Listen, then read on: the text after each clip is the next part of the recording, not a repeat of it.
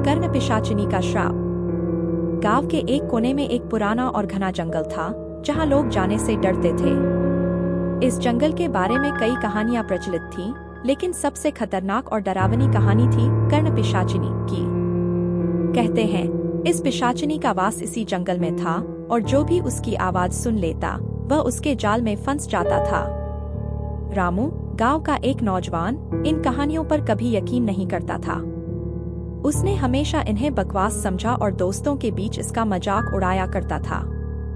एक दिन रामू के दोस्तों ने उसे चुनौती दी कि वह रात के समय उस जंगल में जाकर दिखाए।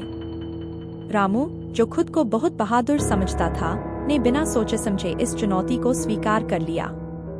उस रात जब गांव के लोग गहरी नींद में थे, रामू ने एक मशाल ली और अकेले ही जंगल की ओर चल पड़ा।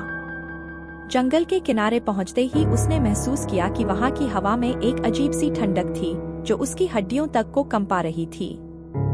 लेकिन उसने अपने डर को नजरअंदाज करते हुए आगे बढ़ना शुरू किया। जंगल के अंदर घुसते ही उसे चारों ओर सन्नाटा महसूस हुआ। केवल हवा के साथ पेड़ों की सरसराहट सुनाई दे रही थी। रामू ने मशाल को ऊंचा उठाया और आगे की ओर बढ़ने लगा। थोड़ी ही दूर चलने के बाद उसे एक अजीब सी आवाज सुनाई दी। यह आवाज जैसे किसी महिला की थी, जो धीरे धीरे उसके कानों में फुसफुसा रही थी।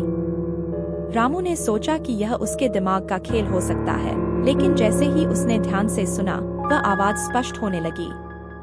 वह एक महिला की आवाज थी जो उससे कुछ कहने की कोशिश कर रही थी। रामू, रामू, वह आवाज धीरे धीरे उसके कानों में गूंजने लगी। रामू का दिल तेजी से धड़कने लगा। उसे समझ नहीं आ रहा था कि यह क्या हो रहा है। वह आवाज लगातार उसके कानों में गूंज रही थी। उसने अपने कानों को ढकने की कोशिश की, लेकिन वह आवाज अब उसकी आत्मा तक पहुंच चुकी थी। अचानक रामू को महसूस हुआ कि वह आवाज उसे अपनी ओर खींच रही है। उसकी टांगें खुद ब खुद उस दिशा में चलने लगी जहां से वह आवाज आ रही थी। रामू ने रोकने की बहुत कोशिश की, लेकिन वह खुद को रोक नहीं पा रहा था। जंगल के गहरे हिस्से में, जहां रोशनी का कोई नामो निशान नहीं था, रामू एक पुराने और जर्जर पेड़ के पास पहुंचा। वहां उसने देखा कि एक सफेद साड़ी में लिपटी हुई एक महिला खड़ी थी। उसका चेहरा बेहद डरावना और विकृत था। उसकी आंखें लाल और चमकदार थीं, जैसे आग जल रही हो, और उसके लंबे उलझे बाल उसके चेहरे को आधा ढक रहे थे। वह महिला धीरे धीरे रामू की ओर बढ़ी और उसकी आंखों में आंखें डालकर बोली, तुमने मेरी आवाज सुनी है, अब तुम मेरे श्राप से नहीं बच सकते। रामू की सांसें रुकने लगी। वह महिला धीरे धीरे उसके कानों के पास आई और फुसफुसाते हुए बोली, मैं कर्ण पिशाचिनी हूँ। मेरी आवाज जिसने भी सुनी, वह अपनी जान गंवा चुका। अब तुम्हारी बारी है। रामू ने अपने कानों को ढकने की कोशिश की, लेकिन उसकी आवाज अब रामू के भीतर गूंज रही थी। वह अपनी जगह पर जैसे जकड़ गया था। उसकी आंखों के सामने वह महिला और डरावनी होती जा रही थी।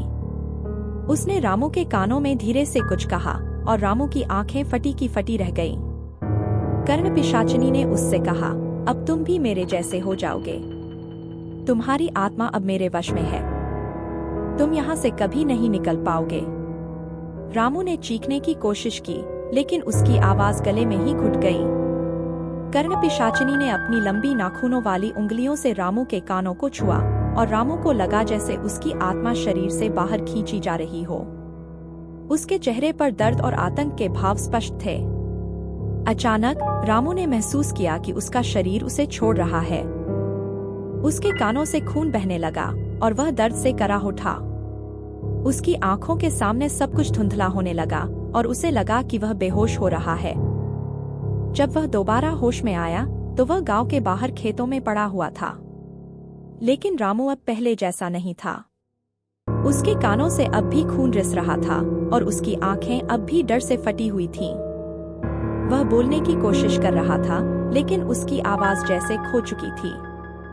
गांव के लोग उसे इस हालत में देखकर घबरा गए।